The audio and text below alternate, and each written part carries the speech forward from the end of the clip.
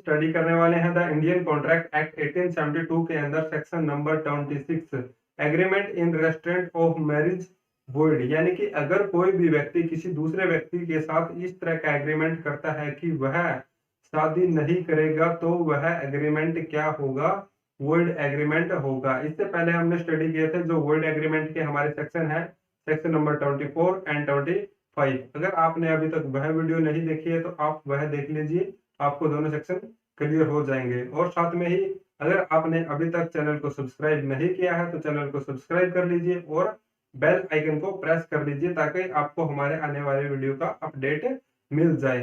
तो चलिए शुरू करते हैं।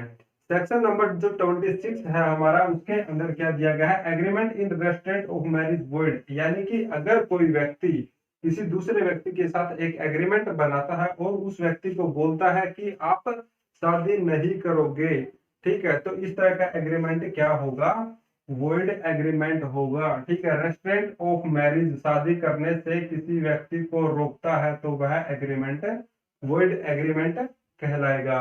अब इसकी डेफिनेशन के अंदर देखते हैं हम, every agreement in restraint of marriage of any person other than A minor is void. Every agreement in restraint of marriage of any person, अगर कोई भी व्यक्ति है इस तरह का एग्रीमेंट करता है, ठीक है, तो वह क्या होगा, एग्रीमेंट हमारा वॉइड होगा, चाहे कोई भी व्यक्ति हो, अदर देन ए माइनर, एक माइनर को छोड़कर। ठीक है, क्योंकि इंडिया के अंदर माइनर की जो मैरिज है वह वैलिड नहीं है according to the child marriage act. ठीक है, तो माइनर की रेस्ट्रेंट आप कर सकते हो, उसे रोक सकते हो शादी करने से, वह लीगल है। ठीक है, जब वह मेजर हो जाएगा तो आप उसको, यानी 21 ईयर का कोई लड़का हो जाता है और 18 ईयर्स की कोई लड़की हो जाती है, तो उसके बाद आप उसके साथ कोई ऐसा एग्रीमेंट नहीं बना सकते हैं कि आप मैरिज नहीं करोगे। अगर फिर आप उसके साथ कोई ऐसा एग्रीमेंट बनाते हैं तो वह एग्रीमेंट क्या होगा, आपका वॉइड हो जाएगा। ठीक है, या फिर इससे पहले अन्य किसी व्यक्ति के साथ आप ऐसा एग्रीमेंट बनाते हो कि मान लीजिए एग्जांपल ले लेते हैं, ए और बी, ठीक है, दो पार्टीज हैं, एक मेजर है, ये भी मेजर है। ठीक है, तो दोनों पार्टीज के बीच में एक एग्रीमेंट बनता है। ए क्या है, बी को बोलता है कि मैं आपको 1 लाख रुपीज दूंगा। ठीक है, अगर आप मैरिज नहीं करोगे, मैरिज ना करने के लिए, ठीक है, तो यहाँ पर बी है जो हमारा, इसने जो एग्रीमेंट किया था ए के साथ कि मैरिज नहीं करूंगा, तब बी क्या करता है, इसको ऐसे लेने के बाद, इससे 1 लाख रुपए लेने के बाद 6 मंथ, आफ्टर 6 मंथ क्या कर लेता है, मैरिज कर लेता है। ठीक है, तब यहाँ पर ए है, ए क्या बोलता है कि आपने तो मेरे साथ एग्रीमेंट किया था, ठीक है, आपने मेरा जो एग्रीमेंट है वह ब्रीच कर दिया, हमारे बीच में जो एग्रीमेंट बना था कि आप शादी नहीं करोगे। तब यह क्या कर देता है, इसके अगेंस्ट में सूट फाइल कर देता है। ए है जो बी के अगेंस्ट में क्या कर देता है, सूट फाइल कर देता है। ठीक है, कि इसने जो एग्रीमेंट ब्रीच किया है। तो यहाँ पर जो कोर्ट का डिसीजन होगा तो वह क्या होगा कि according to the Indian contract act 1872 section 26 agreement in restraint of marriage void, यानी कि आप किसी भी व्यक्ति को रेस्टोरेंट रोक नहीं सकते हो, कोई एग्रीमेंट नहीं बना सकते हो मैरिज न करने के लिए। ठीक है, तो यहाँ पर जो इसका डिसीजन होगा इसके फेवर में आएगा, बी के फेवर में आएगा।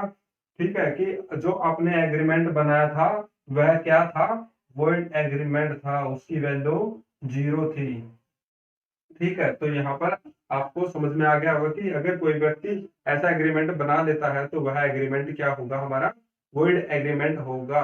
अब बात करते हैं इसके अंदर जो केस लॉ दिया गया है हमारा, सूर्य नारायण मूर्ति वर्सेस पी कृष्णा मूर्ति, इसके अंदर क्या दिया गया है, तो इसके अंदर दिया गया है an agreement between two co-widows that if any of them remarried, she should forfeit her right to her share in the deceased husband as property is not in restraint of marriage। यानी कि इसके अंदर क्या बोला गया है कि दो co-widows है, ठीक है, विडोज, ठीक है, उनको क्या बोला गया कि अगर वह रीमैरिज करती है, किसी दूसरे व्यक्ति के साथ मैरिज करती है, उनका हस्बैंड है क्या हो गया, डिकेज हो गया है, मर चुका है, ठीक है, तो उसकी जो डिकेड हस्बैंड है, उसकी जो प्रॉपर्टी है, उसकी जो प्रॉपर्टी है उसमें से इनका क्या है, राइट है, जो वह खत्म हो जाएगा। तो इस तरह से अगर कोई व्यक्ति किसी भी महिला को, वो विडोज है या फिर वह डाइवोर्सी है, तो उसको रोकता है, तो वहां पर जो रेस्ट्रेंट ऑफ मैरिज है, जो एग्रीमेंट बनेगा, वह एग्रीमेंट क्या होगा, वॉइड होगा।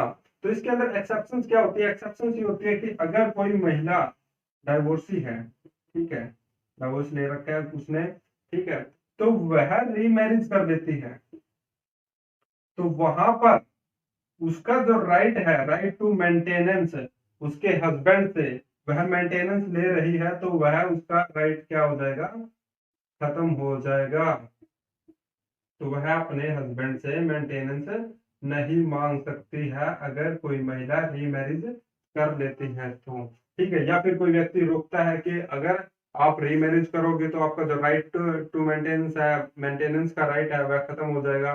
तो वहां पर इस तरह के एग्रीमेंट क्या हो जाएंगे, वर्ल्ड एग्रीमेंट हो जाएंगे, ठीक है। तो आप किसी भी व्यक्ति को या रोक नहीं सकते हो उसे शादी करने से, ठीक है, क्योंकि उसका राइट है कि वह अपनी जिंदगी फ्रीली जी सकता है according to the constitution of India and according to the section 26। अगर कोई भी व्यक्ति ऐसा करता है तो वह एग्रीमेंट वॉइड होगा। अब बात करते हैं इसके अंदर आपके 2 क्वेश्चन एमसीक्यूज भी बन सकते हैं, जैसे agreement in restaurant of marriage क्या होगा, पूछ लिया जाए कि agreement of restaurant of marriage option type question के अंदर आ जाता है, तो उसके अंदर ऑप्शन आ जाएंगे वॉइड, वैलिड, वॉइडेबल या फिर नन ऑफ द अबव। तो उसके अंदर आपका राइट ऑप्शन रहेगा वॉइड, यानी agreement in respect of marriage क्या होगा, वॉइड हो जाएगा। तो यह आपका एक एमसीक्यू क्वेश्चन बन गया। उसके बाद एक और क्वेश्चन आ सकता है इसके अंदर कि agreement in respect of child marriage क्या होगा,